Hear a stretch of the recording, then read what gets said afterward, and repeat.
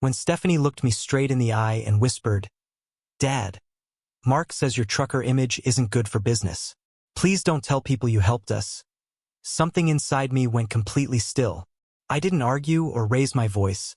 I simply nodded, walked to my old Ford pickup, and made one phone call to First National Bank about freezing my liability on a certain co-signed loan. That was just the beginning.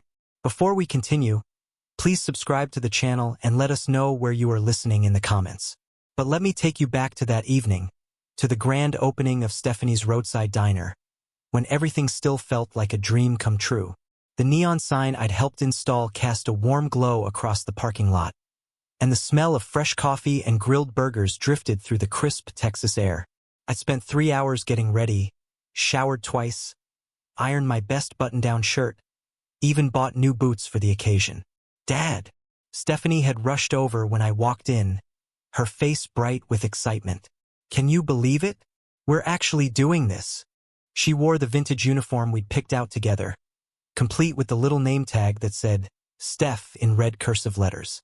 Behind her, Mark was flipping burgers on the grill I'd helped them choose, sweat beading on his forehead but grinning like a kid on Christmas morning. "I'm so proud of you, sweetheart," I told her, and I meant every word. The diner looked exactly like we dreamed it would during all those late-night planning sessions at my kitchen table. The red vinyl booths I'd built with my own hands gleamed under the warm lights. The checkerboard floor tiles we'd laid together created perfect geometric patterns. Even the vintage jukebox in the corner, the one I'd found at an estate sale and restored for them, was playing Patsy Cline just like Stephanie had always wanted. "Table for the guest of honor," Mark called out, wiping his hands on his apron. "Mr. Simmons, you get the best seat in the house." He gestured toward the corner booth, the one with the perfect view of the whole diner. The same booth where I'd eaten my lunch every day for 2 weeks while putting the finishing touches on the interior. The evening felt magical. Local families filled nearly every seat, and Stephanie moved between tables with the natural grace her mother had possessed. Watching her take orders and chat with customers, I could almost see Linda standing there beside her, nodding with approval. This was what we'd talked about during Linda's final months, seeing Stephanie settled and happy, running her own business. "You know," I told Mark as he slid into the booth across from me, "Linda always said Stephanie had the gift of making people feel at home. This place, it's got that same feeling." Mark's smile seemed genuine then. "She's incredible. And Dad, can I call you Dad? None of this would have happened without you. The money from your truck, all the work you put in." He gestured around the diner. "This is as much yours as ours." I felt a warmth in my chest that had nothing to do with the coffee. Family takes care of family. That's what your mother-in-law taught me. For 2 hours, I sat in that corner booth, watching my daughter's dream unfold. Customers complimented the food, the atmosphere, the attention to detail. Several people recognized me from around town and asked about the trucking business, and I proudly told them about Stephanie's new venture. Everything was perfect. Then the crowd began to thin, and I noticed Mark and Stephanie having a heated conversation by the register. Their voices were too low for me to hear, but their body language spoke volumes. Sharp gestures, worried glances in my direction. Stephanie kept shaking her head while Mark pointed toward my table. That's when Stephanie walked over, her face pale and her hands trembling slightly. She slid into the booth across from me, but couldn't meet my eyes. "Dad, we need to talk." The words came out barely above a whisper, and suddenly the cheerful diner sounds, the sizzle of the grill, the chatter of the remaining customers, Hank Williams crooning from the jukebox, all seemed muffled and distant. "What is it, honey? You look upset." She glanced back toward Mark, who was aggressively wiping down the same counter section over and over. Then she leaned forward and spoke the words that would change everything between us. "Mark says your trucker image isn't good for business. Please don't tell people you helped us. It'll hurt the diner's brand." The words hit me like a physical blow. The warmth drained from my chest, replaced by something cold and heavy. I looked at my daughter, really looked at her, and saw a stranger wearing Stephanie's face. Her eyes were fixed on the table between us, unable to witness what she was doing to me. "I see," I said quietly. It's nothing personal, Dad. It's just, we need to attract the right kind of clientele. Young professionals, families with money. When people find out the owner's father is just a... She trailed off, but the unfinished sentence hung in the air like smoke. Just a trucker. Just a man who'd spent 43 years hauling freight across 5 states to put food on our table and pay for her college education. I sat there for a long moment watching my daughter fidget with her wedding ring, the same ring I'd helped pay for 2 years earlier. Around us, the diner continued its cheerful operation, completely unaware that something fundamental had just shattered. Okay, I said finally, standing up from the booth. I understand. Dad, please don't be mad. It's just business, you know? We have to think about... I'm not mad, sweetheart. And I wasn't. Not yet. I was something much colder than angry. I hope the diner does well. I really do. I walked out of Stephanie's roadside diner for what I thought might be the last time, nodding politely to the customers who called out goodbyes. In my truck, I sat in the parking lot for several minutes, watching through the windows as life continued normally inside. Stephanie was back to taking orders, Mark was back to cooking, and the world kept spinning as if nothing had changed. But everything had changed.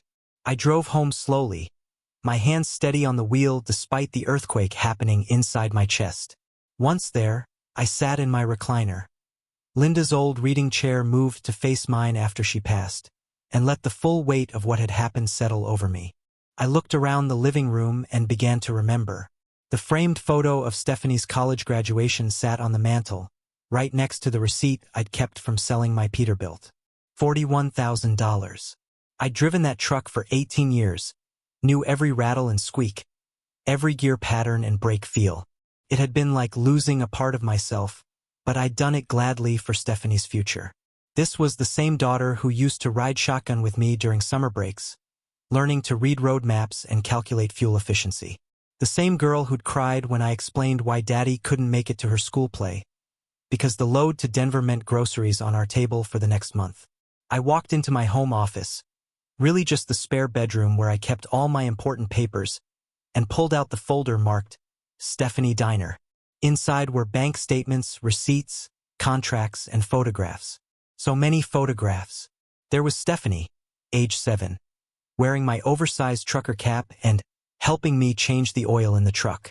Age 12, sitting in the driver's seat with her hands on the steering wheel, dreaming about adventures on the open road.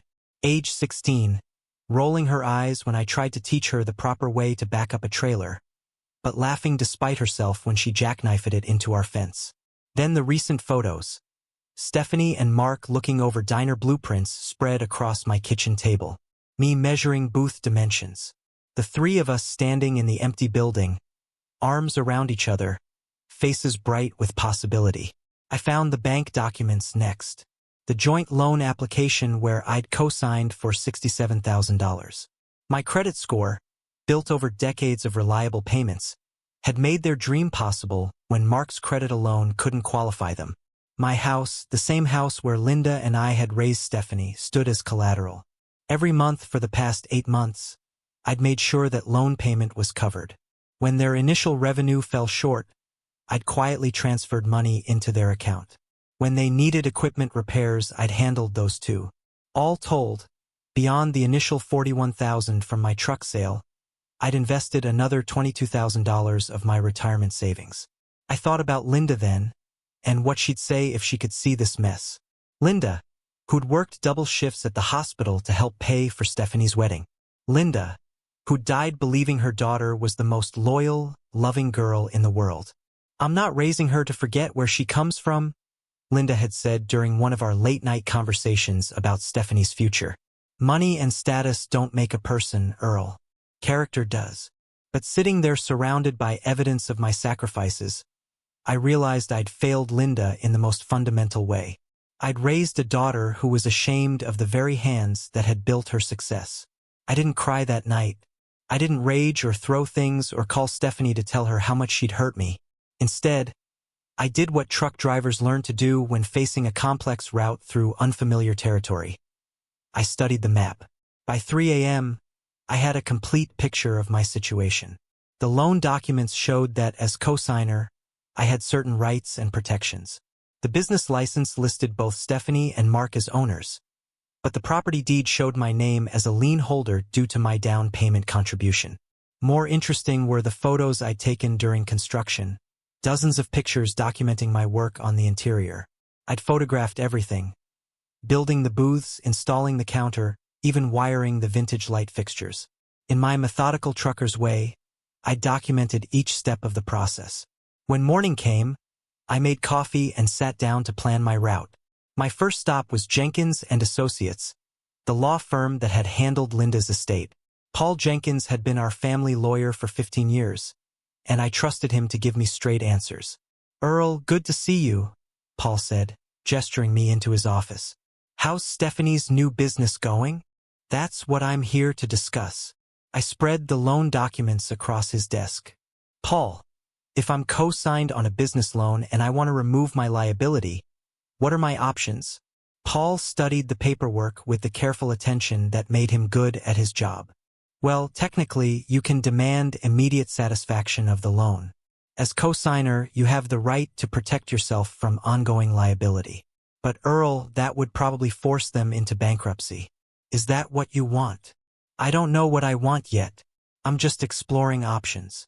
"There's another angle here," Paul continued, pointing to a clause in the loan agreement. "This section about material misrepresentation. If they've been dishonest about the business's financial situation or used the funds differently than stated in the application, you might have grounds for fraud charges." I leaned forward. "What kind of dishonesty?" "Using loan money for personal expenses instead of business needs. Hiding revenue from the bank. Failing to disclose other debts." Paul looked at me seriously. "Earl, these are serious charges. They could face criminal prosecution, not just civil liability." My next stop was Martha Hendricks, the CPA who'd done our taxes for 20 years. Martha had known Stephanie since she was in pigtails, which made this conversation particularly uncomfortable. "I need you to look at something, Martha," I said, handing her copies of the diner's bank statements. "Can you tell me if there are any irregularities?" Martha spent an hour going through the numbers with her characteristic precision. Finally, she looked up with a troubled expression. "Earl, there are some concerning patterns here. Large cash withdrawals that don't correspond to documented business expenses. Several transfers to personal accounts that exceed what would be reasonable for owner salaries. And this," she pointed to a series of transactions. "They've been reporting lower revenue to the bank than what these deposits suggest. That's loan fraud." "How serious?" "Federal crime serious. The bank could demand immediate repayment and press charges. They're looking at potential jail time if this goes to court." I felt something settle into place in my chest, like the final piece of a complex mechanical puzzle clicking into position. Not satisfaction, not yet, but clarity. That evening, I drove past the diner during their dinner rush. The parking lot was moderately full, and through the windows I could see Stephanie taking orders while Mark worked the grill. They looked happy, successful, completely unaware of the sword hanging over their heads. I went home and made my plan. The next morning, I called First National Bank and requested a meeting with their loan department. "Mr. Simmons," said Janet Morrison, the loan officer who'd processed their application. "What can I do for you?" "I'm concerned about the loan I co-signed for my daughter's business. I've discovered some financial irregularities that I think you should know about." I presented Martha's analysis along with copies of the bank statements. Janet's expression grew increasingly serious as she reviewed the documents. "Mr. Simmons, this is very troubling. If these numbers are accurate, your daughter and son-in-law have violated several terms of their loan agreement. We'll need to conduct a full audit." "How long will that take?" 2 weeks, maybe 3. During that time, we'll freeze any additional loan disbursements and require daily reporting of all business income." "And if the audit confirms fraud?" Janet's voice was professionally neutral. "We would demand immediate repayment of the full loan amount. If they can't pay, we'd begin foreclosure proceedings on the business assets and pursue criminal charges." "I understand. There's one more thing." I pulled out the liability release forms Paul Jenkins had prepared. I want to formally remove myself as co-signer, effective immediately. Mr. Simmons, that will trigger an automatic review of their loan qualifications.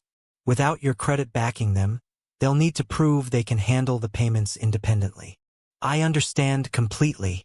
By noon that day, Stephanie received her first call from the bank. By evening, she'd called me 17 times. I let every call go to voicemail. Her messages started confused.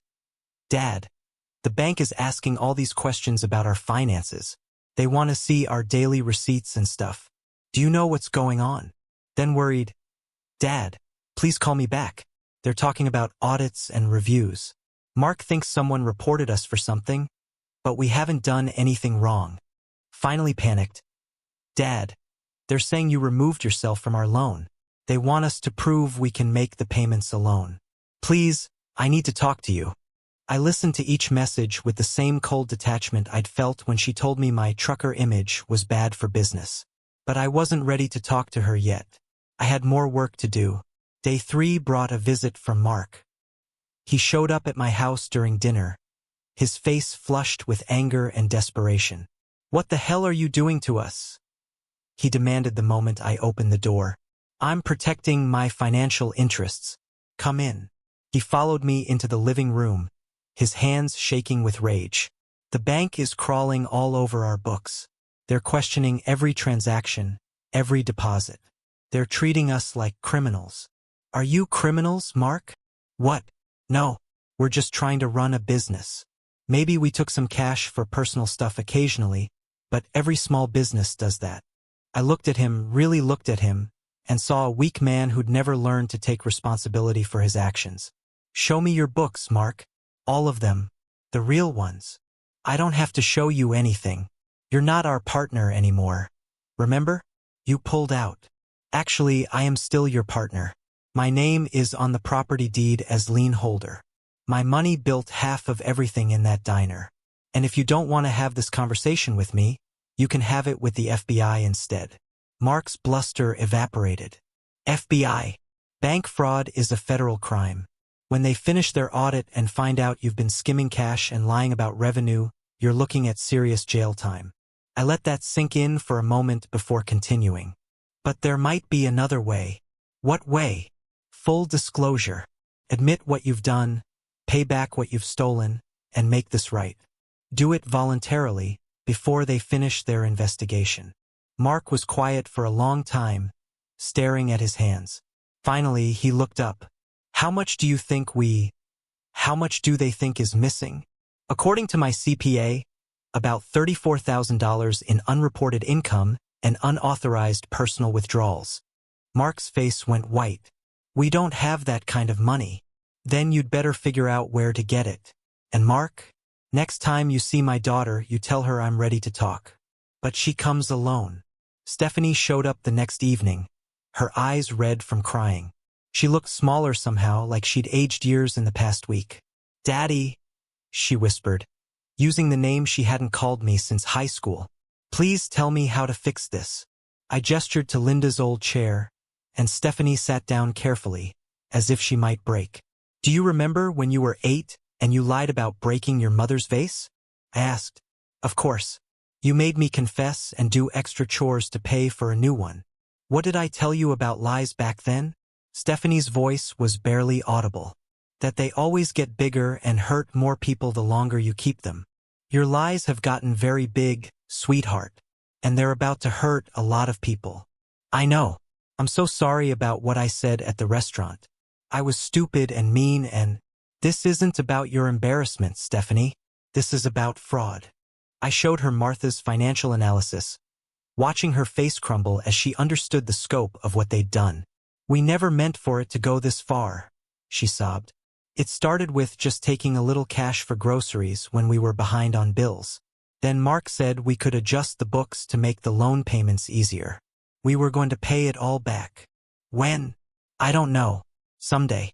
When business got better. Business isn't going to get better, Stephanie. You're about to lose everything. We sat in silence for several minutes while she cried. Finally, she looked up at me with desperate hope. Can you help us? Please? I know I don't deserve it, but I've already helped you more than you'll ever know. The question is, are you going to help yourself? How? Full confession. Voluntary disclosure to the bank. Agree to a repayment plan. Accept whatever consequences come from your choices. And if we do that, you might save your marriage and avoid jail time. You'll probably lose the diner, but you'll keep your freedom. Stephanie was quiet for a long time. Finally, she asked, "Will you ever forgive me?" "I don't know," I answered honestly. "But I'll respect you a lot more if you do the right thing now."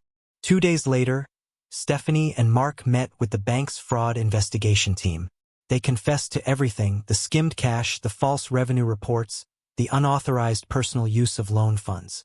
They agreed to surrender the business assets and accept a structured repayment plan for the remaining debt. The local newspaper picked up the story. Local diner owners confessed to bank fraud. The article was small, buried on page 3, but in a town like Lubbock, everyone reads every page. I didn't take any satisfaction in their public humiliation. But I did notice that the article mentioned how the diner's interior had been built by a local craftsman, without specifying that the craftsman was the owner's father. 3 weeks after the confession, I was surprised to receive a phone call from Tom Bradley, another retired trucker who'd known me for 20 years. "Earl, I heard about what happened with Stephanie's place. I'm sorry, man." "Thanks, Tom. These things happen. Actually, I'm calling with a proposition. You know that old barbecue joint out on Highway 82? The one that's been closed for 2 years. Yeah, I know it. Well, I've been thinking about buying it, turn it into a real trucker stop. Good food, fair prices, honest service. But I need a partner who knows the business and has a reputation for straight dealing. Interested?" I thought about it for exactly 30 seconds. "When do we start?" Tom Bradley's Barbecue and Grill opened 4 months later. We kept the operation simple. Excellent brisket, fair prices, and zero tolerance for anyone who looked down on working people. Word spread quickly through the trucker network, and within 6 weeks we had a steady stream of customers. The diner that used to be Stephanie's roadside closed permanently 2 months after our opening. The building sat empty with a "for lease" sign in the window. One evening, about a year after everything started, I was closing up the restaurant when I saw Stephanie's car pull into our parking lot. She sat there for several minutes before getting out and walking to our front door. She looked older, tiredness etched around her eyes. She wore a simple uniform from one of the chain restaurants in town, the kind of place where she was just another waitress, not an owner. "Hi, Dad." "Stephanie, come in." She followed me inside and looked around at the bustling restaurant. Tom was behind the counter talking with a group of drivers about road conditions in Oklahoma. The dining room buzzed with conversation and laughter. "It's nice," she said quietly. "Feels like home. Your mother would have liked it." "Dad, She stopped, struggling with words. "I want to apologize. Really apologize. Not just for what I said that night, but for everything. For forgetting who raised me. For being ashamed of the man who gave me everything." I studied her face, looking for the genuine remorse I hoped to find there. "I lost everything," she continued. "The diner, most of our friends, Mark's respect. I work 40 hours a week serving people who treat me the way I treated you. And every day I think about what you must have felt when I told you to hide who you were. What do you want from me, Stephanie? I want to earn your forgiveness. I don't expect it now, but I want the chance to prove I learned something from all this." I was quiet for a long moment watching Tom interact with our customers. These were my people, honest workers who understood the value of $1 and the importance of treating others with dignity. "There's a waitress position opening up here next week," I said finally. "The pay isn't much, but the tips are good and the people are decent." Stephanie's eyes widened. "You'd give me a job?" "I'd give you a chance to earn one. Tom makes the hiring decisions, not me. But I'd put in a word if you're interested." "I'm interested. It won't be easy. These folks will know your story. Some might give you grief about it. I can handle it. And Stephanie? If you work here, you work as Stephanie Miller, not as my daughter. You earn respect the same way everyone else does, one customer at a time." She nodded, tears starting to flow. Thank you. Don't thank me yet.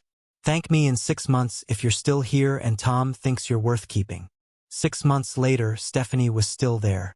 She worked hard, treated customers with respect, and slowly began to rebuild relationships with people in town. She and Mark had divorced. Apparently, losing everything had revealed how little they actually had in common beyond ambition. Tom told me she was one of his best employees, reliable and humble in a way that made customers comfortable. Several of the regular truckers had specifically requested her section, saying she reminded them of the daughters they missed while on the road. One evening after closing, Stephanie and I were cleaning up when she said, "Dad, I learned something important." "What's that?" "There's no shame in honest work. The shame comes from being dishonest about the work that made you who you are." I looked at my daughter, really looked at her, and for the first time in 2 years, I saw Linda's girl again. "Your mother always said you were smart. It just took you a while to figure out what was worth being smart about." As we finished closing that night, I felt something I hadn't expected. Contentment. Not because I'd gotten revenge on those who hurt me, but because I'd lived long enough to see my daughter find her way back to the values that actually mattered. Sometimes the best revenge isn't destruction. It's rebuilding something better from the pieces that remain. If you liked this story, please like this video. Subscribe to the channel and share your impressions in the comments below. Have you ever had to stand up for your dignity when family let you down? Let us know your story.